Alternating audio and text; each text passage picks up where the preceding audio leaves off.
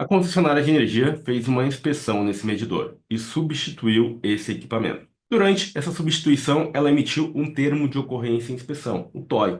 E nesse TOI, ela informa que existiu um medidor encontrado e foi instalado um outro equipamento. Também informa que na caixa de medição não havia lacres. O medidor passou por ensaios e que não respondia o teste de giro em dois elementos. Após, a concessionária de energia elaborou um relatório técnico. E nesse relatório técnico, ela informa que o medidor estava danificado por circulação de corrente contínua. Depois disso, ela fez uma planilha de cálculo, fazendo toda uma revisão desse faturamento, por um período que chegou a 36 meses de maneira retroativa, utilizando como critério o fator de correção. E chegou em um valor de cobrança retroativa para esse cliente, devido a um consumo não faturado por conta do problema no medidor, da ordem de R$ 74.248. Nesse vídeo, você vai ver o replay de uma mentoria que eu fiz para profissionais do setor elétrico, explicando como eles podem trabalhar nessa área. Quando nós temos um problema de injeção de corrente contínua em um medidor eletromecânico, ou então um desvio de energia, ou a queima de um medidor eletrônico, ou uma manipulação no sistema de medição direta.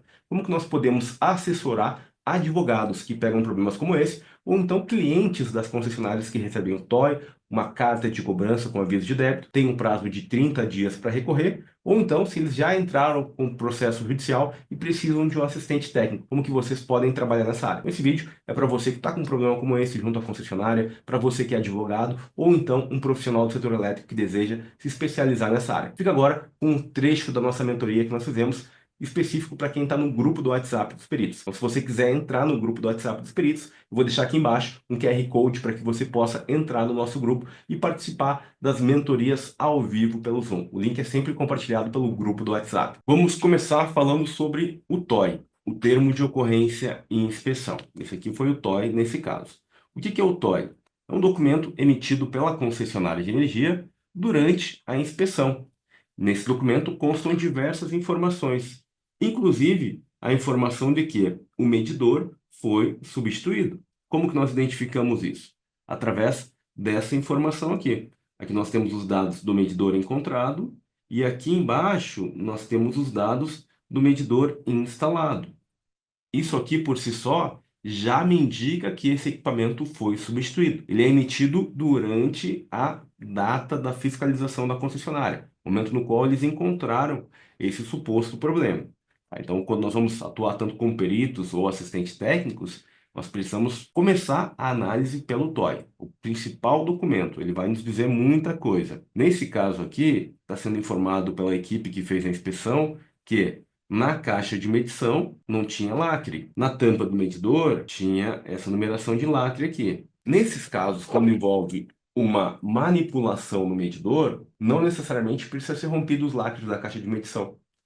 E também não precisa ser rompido os lacres do medidor. Aqui eu tenho um medidor eletromecânico. Para danificar a bobina de um medidor como esse, ele tem bobina de potencial e bobina de corrente. A bobina de potencial, ela vai girar em torno de 5.000 fios, 5.000 espiras, de acordo com o nível de tensão. Então, o que nós precisamos levar em consideração? Que essa bobina de potencial, ela pode sim ser queimada com injeção de corrente contínua. Às vezes, o pessoal utiliza banco de baterias, uma série de recursos para provocar de maneira intencional essa queima da bobina. Só que ela também pode ser queimada através de uma descarga atmosférica. Uma descarga atmosférica pode provocar a queima de qualquer equipamento, seja ela direta ou indireta. Na rede da concessionária, nós vamos ter descargas atmosféricas que podem se propagar por mais de 500 metros. Tá? Então, na própria rede da concessionária de energia. Principalmente se for uma área rural, ela tem capacidade de se propagar ainda mais. Obviamente que vai chegar no nível de tensão indireta, mas ela pode provocar, sim, também um dano em qualquer equipamento dentro de uma residência e até mesmo no centro de medição. Então, qual que é o desafio em uma situação como essa? Identificarmos se houve ou não uma ação intencional. Isso atuando como perito e como assistente técnico, nós vamos conduzir o perito através dos quesitos, que são as perguntas que nós vamos fazer, para que o perito leve em consideração esses nossos questionamentos. Por quê? Tem muitos peritos hoje no Brasil que se cadastram, que não têm uma formação adequada na área elétrica, o juiz não faz um filtro, às vezes nomeia profissionais até com outras formações, só pelo fato de ser engenheiro, e não pega um profissional da área elétrica. Tá? Então, é importante nós termos essa sensibilidade à realidade do mercado para podermos até mesmo orientar os advogados, que muitas vezes, de maneira errada, formulam perguntas sem entender de maneira aprofundada de um assunto tão complexo. Nós precisamos explicar os riscos para os advogados em relação a isso. Olhando um pouquinho mais no TOE, nós vamos encontrar uma parte muito importante. Então, nesse campo aqui, o que está sendo informado pela equipe da concessionária? Que o medidor não responde aos testes de giro em dois elementos. Significa que ele está registrando menos do que deveria, e os dois elementos que ele se refere, como é um medidor trifásico, ele tem três elementos, tá? Então, provavelmente duas fases não estão registrando o consumo de maneira adequada. E aqui, na outra parte do TOI, nós temos os dados que estão associados a um critério que é utilizado. Que critério é esse? Eventualmente, durante uma inspeção, a equipe ela vai fazer o levantamento de carga, discriminando aqui cada tipo de equipamento. Então, por exemplo, pode ser que ela encontre uma TV de 49 polegadas. Ela vai preencher aqui. Cada coisinha que ela for encontrando, ela vai preenchendo. Esse critério aqui, ele vai ser utilizado no futuro como uma das formas de compensar o consumo não faturado. Por quê? Qual que é o objetivo da concessionária? Ela fez a inspeção, ela encontrou uma irregularidade. Então, existe um consumo que durante um determinado período de tempo não foi faturado, porque existia uma irregularidade. Então, existem critérios para se calcular qual que foi esse consumo não faturado. Um dos critérios é através da carga desviada ou carga instalada durante o ato da inspeção. Só que existem outros critérios também, como por exemplo, eles pegam os três maiores valores durante um período de 12 meses, tiram a média desses três maiores valores em uma data que antecede ao suposto início da irregularidade. Esse é um dos critérios. O outro critério é através do fator de correção, quando eles analisam o equipamento, comparam com o outro e verificam qual que é a distorção percentual. Ou então, quando é feita uma medição fiscalizadora, ou seja, é colocado o equipamento em paralelo na unidade do cliente. Existem outros critérios, ou então 3 meses depois que é corrigido o problema. São 5 critérios, basicamente, que nós vamos utilizar em relação a uma situação como essa. Aqui nós temos algumas fotos que foram colocadas. Durante a inspeção foi encontrado esse equipamento, nessa situação no qual foi feito o ensaio. Cada vez que nós somos contratados para fazer um serviço como esse, existe um lapso temporal entre a data de inspeção do TOI e o momento no qual se gera um processo judicial. Aí esse processo vai correndo ali os prazos, os meses, os argumentos que são feitos pelos advogados, até que chega um momento onde se decide pela contratação de um perito, uma perita, um profissional para verificar, ajudar o juiz naquele momento. Nessa hora, que muitas vezes pode ter passado 1, 2, 3 anos ou mais, é que se procura geralmente um assistente técnico. Dificilmente os advogados poderiam até economizar muito tempo se procurassem um assistente técnico em uma fase mais inicial. Às vezes, os advogados eles gastam muito tempo elaborando documentos e fundamentações que não têm embasamento técnico. E se eles tivessem um profissional da área elétrica para poder ajudar eles, com certeza iriam economizar muito tempo com a ajuda desse profissional, tá? Que muitas vezes não é feito. Nós vamos entender essas etapas, tá? Então, existiu a emissão do TOI. Existiu um momento onde o cliente tinha um prazo para recorrer por via extrajudicial. E o que que é isso? É a possibilidade que ele tem, dentro de um prazo de 30 dias, após uma carta que ele recebe com a notificação, com o aviso de um débito. Só que nesse momento, o cliente tem a possibilidade de recorrer dentro de um prazo de 30 dias também. Hoje, inclusive, eu entreguei um serviço exatamente sobre isso. Foi uma carta de contestação de um aviso de débito por via extrajudicial. É quando o cliente tem a oportunidade de, com a ajuda de um profissional da área elétrica, recorrer em relação àquela cobrança que ele recebeu. Então, é uma oportunidade muito boa que vocês também podem oferecer esse tipo de serviço. Por quê? Nesse momento, quem pode contratar vocês pode ser o cliente da concessionária. Nesse meu caso, quem me procurou foi o cliente da concessionária após receber o TOI e essa carta com aviso de débito. Era da ordem, nesse caso, deixa eu lembrar aqui, estava em torno de 23 mil reais. Então, nesse caso, de maneira específica, o valor era de 23 mil reais. Agora, existem situações onde o próprio advogado vai te procurar, como nesse caso que eu estou comentando, esse case de atendimento, quem me procurou foi a própria advogada em relação a esse assunto. Então, o cliente procurou ela, contratou ela, ela elaborou alguns documentos, mas aí chegou um momento onde ela entendeu, poxa, eu preciso de um profissional da área elétrica. E aí ela me procurou e perguntou se eu fazia esse tipo de quesitos técnicos. E nesses casos, vocês podem ter clientes em diversos estados do Brasil. Isso é muito importante. Vocês não precisam se limitar a atuarem somente no estado de vocês, tanto como assistentes técnicos ou então como peritos judiciais. Vocês podem trabalhar para outros tribunais no Brasil também, ok? E aqui nós temos um relatório de avaliação técnica. O que é muito comum no Brasil? É o fato dos relatórios técnicos serem feitos muitas vezes de maneira superficial. Eles não permitem que o cliente consiga saber ou ter fotos que indiquem realmente o problema. E vocês vão se deparar com isso também atuando como peritos. Porque nesse caso aqui, está sendo relatado somente que foi por injeção de corrente contínua, o parecer técnico. Essa corrente contínua, ela é inexistente na rede elétrica. Quando a gente faz um relatório técnico apontando não conformidades em relação ao equipamento que foi danificado, sendo que esse equipamento tem uma possibilidade de ter sido danificado por dois motivos. Sim, pode ter sido por uma injeção de corrente contínua, mas também pode ter sido por conta de uma descarga atmosférica, que pode provocar a queima em uma bobina de potencial. O que é importante vocês entenderem? Que esse relatório técnico, ele tem que permitir ao perito ou à perita, quando forem nomeados pelo juiz, fazer um deparo. Será que essa situação aqui, ela se refere realmente a uma queima de uma bobina por uma ação intencional? O relatório, ele deve transparecer isso. Existe uma possibilidade de não ter sido queimado por ação intencional. E esse é o trabalho do perito, e esse é o trabalho também do assistente técnico, formular quesitos para que isso tudo seja amarrado no final, para que o cliente da concessionária não seja prejudicado. E para que a concessionária também não seja prejudicada, obviamente. Então, quando o juiz nos pede um auxílio, e nós estamos atuando como peritos, nós vamos analisar de maneira muito imparcial. Peraí, opa, o problema, será que é da concessionária de energia ou será que é do cliente? O que aconteceu aqui? Só que nós temos que vasculhar isso.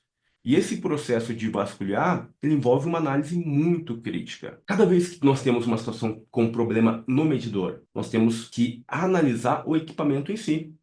Só que esse equipamento pode ser que não esteja na sua cidade.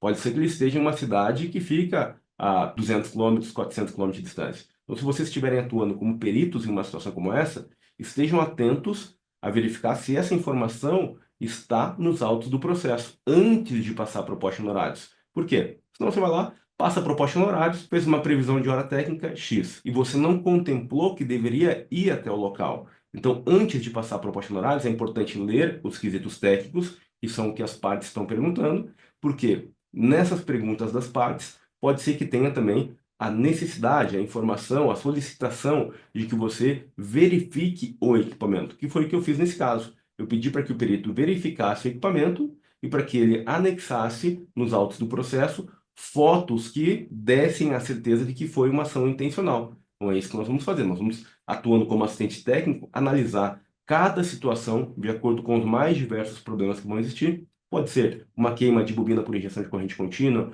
um medidor eletrônico que teve fio rompido e que muitas vezes no próprio TOI não consta a informação de que o lacre foi adulterado. Tá? Nós temos N situações, desvio de energia elétrica. Em cada uma dessas situações, existem perguntas que vão ser feitas de acordo com aquele problema que está sendo apresentado, para que o perito responda. E o perito ou perita sua nomeada vai ter que responder os quesitos técnicos e verificar, além disso, o que a resolução está prevendo em relação aos procedimentos da concessionária. Porque pode ser que nem tenham quesitos técnicos. Pode ser que nessa situação exista conflito, mas as partes não contrataram assistente técnico, principalmente o cliente da concessionária. Pode ser que tenha somente os quesitos da concessionária de energia. O que a concessionária faz depois do relatório técnico?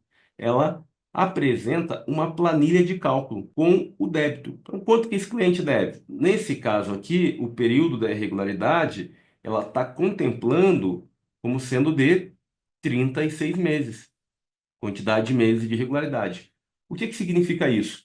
Ela está olhando a data no qual foi emitido o TOI e ela está pegando aqui 36 meses para trás. E ela está tentando recuperar o consumo não faturado em relação ao prazo máximo que a ANEEL permite, que é o prazo de 36 meses. Ela não pode cobrar 40 meses, ela não pode cobrar 50 meses, não. Ela pode cobrar no máximo 36 meses.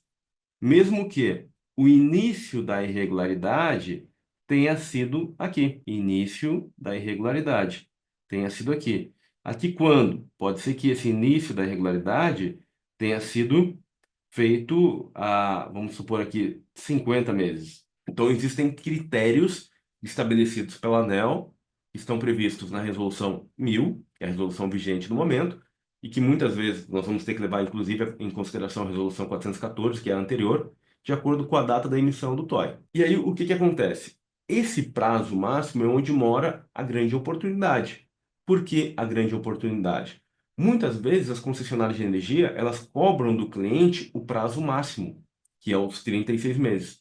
Só que elas só podem cobrar esse prazo máximo se elas identificarem quando foi o início da irregularidade. Ou seja, elas precisam saber qual foi o período da irregularidade, de acordo com um degrau de consumo, esse início da irregularidade, que é o que elas analisam. Então a gente vai também questionar isso. Por quê? Se não for identificado esse suposto início da irregularidade ou não tiver uma fundamentação técnica em relação a esse assunto, que é bem complexozinho, o prazo máximo de cobrança cai para 6 meses. Então, o valor de uma cobrança ele pode ser reduzido em uma proporção muito grande, pode cair de 100% para 17%, arredondando, que seria basicamente a conta 6 sobre 36. Muitas vezes vocês vão estar atuando como assistentes técnicos ou como peritos, olhando o núcleo do problema sob essa perspectiva. Ok, eu identifico, eu concordo que tem uma irregularidade aqui, mas e o prazo de cobrança? Será que está certo, sim ou não? Vamos precisar avaliar sob essa perspectiva também, porque existem cobranças como essa. Eu já participei de casos onde o valor da cobrança girava em torno de 8 milhões de reais. Então são situações complexas, são valores bem mais elevados e que exigem o quê? Uma responsabilidade muito grande na hora de atribuir esse início da irregularidade. Existem muitas concessionárias de energia terceirizando esse tipo de atividade, fazendo com equipes que não têm treinamento de maneira adequada e que muitas vezes deixam muito a desejar na hora de fazer essa inspeção, cometendo erros muito graves. Então, nesse caso, nós já identificamos que o prazo de cobrança é de 36 meses. Uma outra coisa, a referência que eles estão utilizando aqui é uma referência percentual de compensação. Então, significa que o tipo de critério utilizado foi pelo fator de correção. Então, significa que eles estão pegando como parâmetro o que o medidor deixou de registrar. E eles estão pegando isso através de um comparativo. É como se eles estivessem colocando dois medidores um do lado do outro, e a partir desse comparativo, eles estão verificando a diferença percentual, o que o medidor não está registrando. Então a gente já consegue entender o prazo e o critério utilizado para chegar no quê? No que mais importa aqui, que é o quanto o cliente supostamente tem que pagar em uma situação como essa. Isso aqui é o que foi apresentado para o cliente. É um dos documentos que é entregue obrigatoriamente à concessionária, ela precisa entregar esse documento, que é a planilha de cálculo. Nessa planilha de cálculo é onde tem a informação do quanto o cliente deve. Nesse caso aqui, de maneira específica, o valor que o cliente supostamente deve é o de R$ 74.278. Percebam que são valores extremamente elevados, 20, 30, 40, 50, 1 milhão de reais, mais de 1 milhão de reais. Imaginem um advogado que não tem formação na área elétrica lidando com um desafio como esse. Se nós, profissionais da área elétrica, não estudamos isso na universidade, já temos uma certa dificuldade, mesmo lendo a resolução, imaginem quem não é da área elétrica lendo e formulando perguntas por perito em relação a isso. Obviamente que eles perdem muita oportunidade, colocam muito risco o trabalho deles em relação ao cliente final, porque não tem essa formação adequada. Então, aí surge uma grande oportunidade para que vocês também possam oferecer, se posicionar para oferecer esse tipo de trabalho, que obviamente tem um valor agregado maior do que um serviço de consultoria elétrica. Tá? Então, comparando um serviço de perícia elétrica em termos de hora técnica com um serviço de consultoria elétrica, vocês vão receber provavelmente mais em serviços associados a essa parte de perícia elétrica. Por quê? É algo que tem menos pessoas oferecendo. Reflitam comigo. Quantas pessoas vocês conhecem do ciclo de contato de vocês? Eu sempre proponho essa reflexão, que trabalha nessa área, que resolve esse tipo de problema que eu apresentei até agora para vocês. Se alguém procurasse vocês, que ainda não fez treinamento conosco, tá? Se alguém procurasse, quem está começando agora nessa área, vocês dizendo, olha, eu tenho esse TOI, eu tenho essa planilha de cálculo e eu tenho esse relatório aqui do medidor. E a concessionária está informando que eu tenho um débito de 76 mil reais. O que que eu faço? Como que você me ajuda em relação a isso? A maioria dos profissionais não saberia nem por onde começar. A maioria dos profissionais do setor elétrico. E perdem uma grande oportunidade. E se você tem interesse em ser perito na área elétrica, eu te convido a conhecer a Perícia Elétrica Play. Essa é uma das mentorias que você vai encontrar nessa plataforma. Por um valor extremamente acessível, você vai ter conteúdos sobre a área de perícia judicial e extrajudicial. Dentro dessa plataforma, você vai encontrar o trecho completo dessa mentoria, assim como mentoria sobre certificação elétrica, laudo para crédito do CMS, perícia judicial, entre outros assuntos para quem quer empreender no setor elétrico. Se você quer ser perito ou perita na área judicial, aqui você está no lugar certo. Da mesma forma, se você quer atender indústrias e condomínios na área extrajudicial. E se você gostou desse conteúdo, aproveite e já nos segue aqui no YouTube. Nós temos muito conteúdo para te ajudar a trabalhar nessa área de perícia elétrica.